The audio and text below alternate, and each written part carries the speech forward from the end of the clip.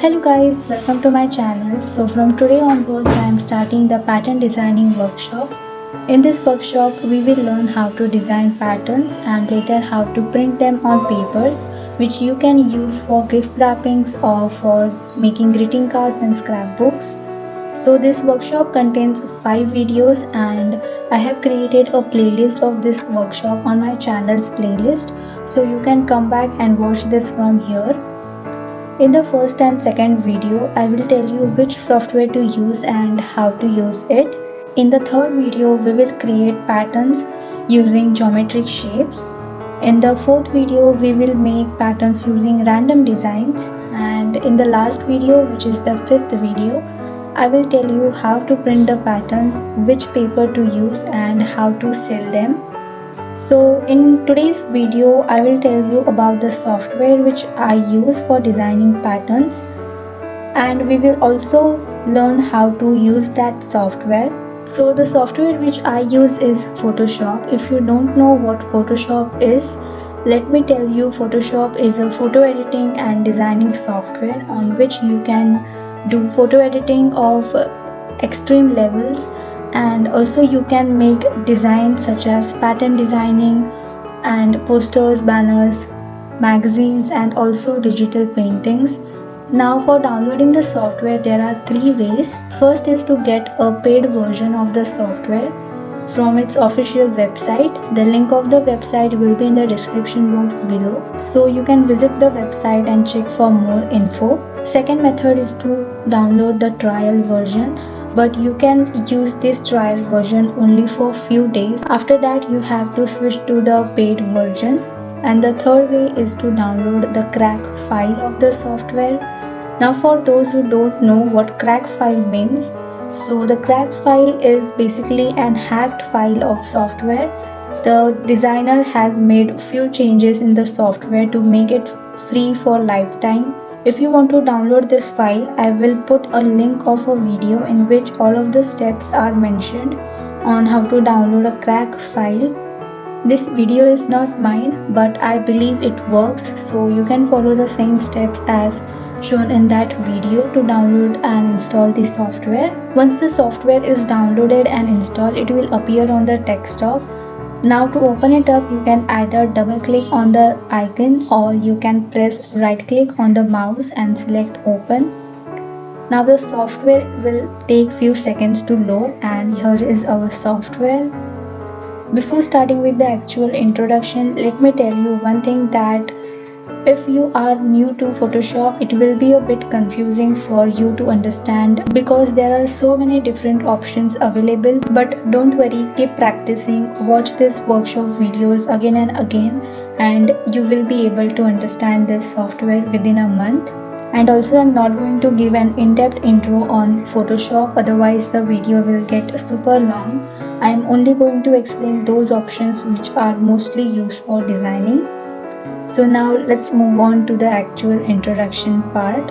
So this is the interface of Photoshop, and this area is called the workspace of Photoshop. Now here on the left hand side top corner, this is the logo of Photoshop, and then here on the title bar we can get a bunch of different options like file, view and so on.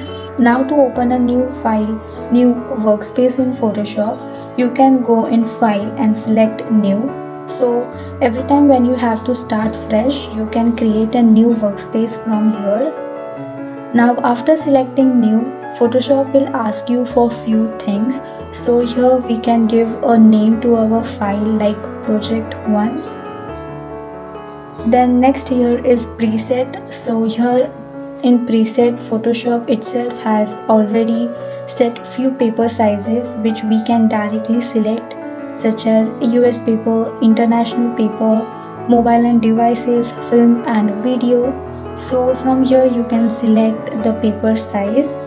Like for example, I use A4 size for printing. So A4 size is an international paper, so I will select international. And then here in the size you can select whichever size you want. So by selecting, Photoshop automatically gives you the paper size in width and height. Now let's say if you want to print on a paper size which is not mentioned here in presets. So here in presets you can select custom. Also you can change the measuring units in inches, centimeter. So let's say you want to print on 12 by 12 inch paper. So here select inches and in width and height enter 12, and after that the 12 by 12 inch workspace will be created. Now here are the most important settings, resolution and color mode.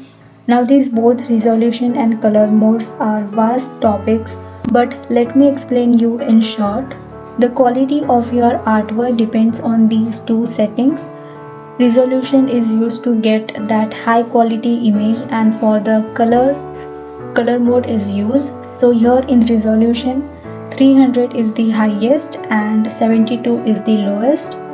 Now if you are designing the artwork only for digital purpose, like if you are designing an Instagram post or website, set the resolution at 72.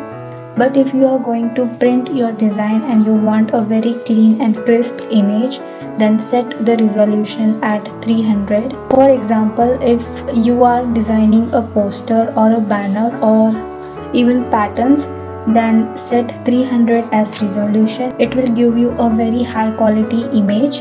And if you select a lower resolution, then there are chances that the image quality will be not good enough or it will look blurry. Now let's see the color mode. Here in color mode there are many options, but the main are RGB and CMYK modes.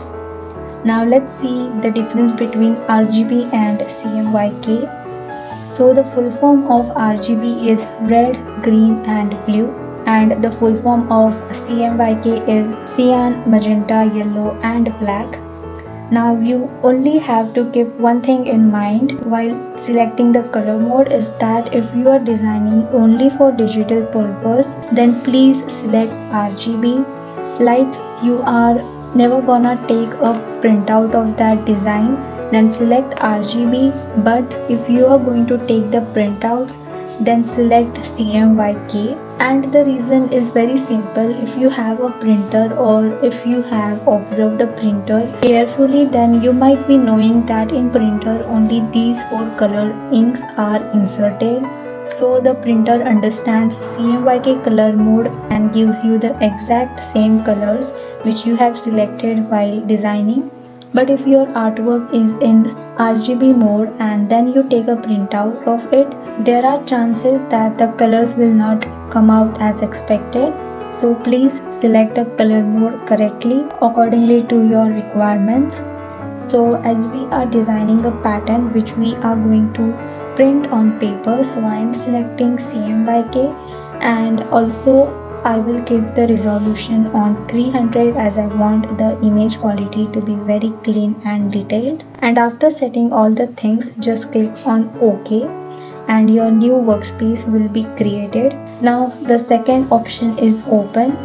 So simply if you want to open an old file, you can open it from here. Let's skip these options as they are of no use. And here is the save and save as options. So I hope you all are known to these options, and again the rest are of no use. Now this editing, image, layer, all of these options are mainly used for photo editing, so we will skip these all for now. Also one thing, if you want to zoom in the workspace, just press Ctrl and plus sign on keyboard for zooming in and Ctrl plus minus sign for zooming out. So there are few shortcuts in Photoshop, so you can just note down those shortcuts. And also I have given a link of PDF file in my description box. So in that PDF file I have given all the shortcuts and more information about Photoshop, so you can also download that PDF file. And I will end this video here, and in the next video, which will be the second part of this introduction,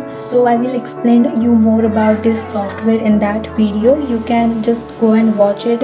It is already uploaded on my channel. You can find it in the playlist. So yeah, bye.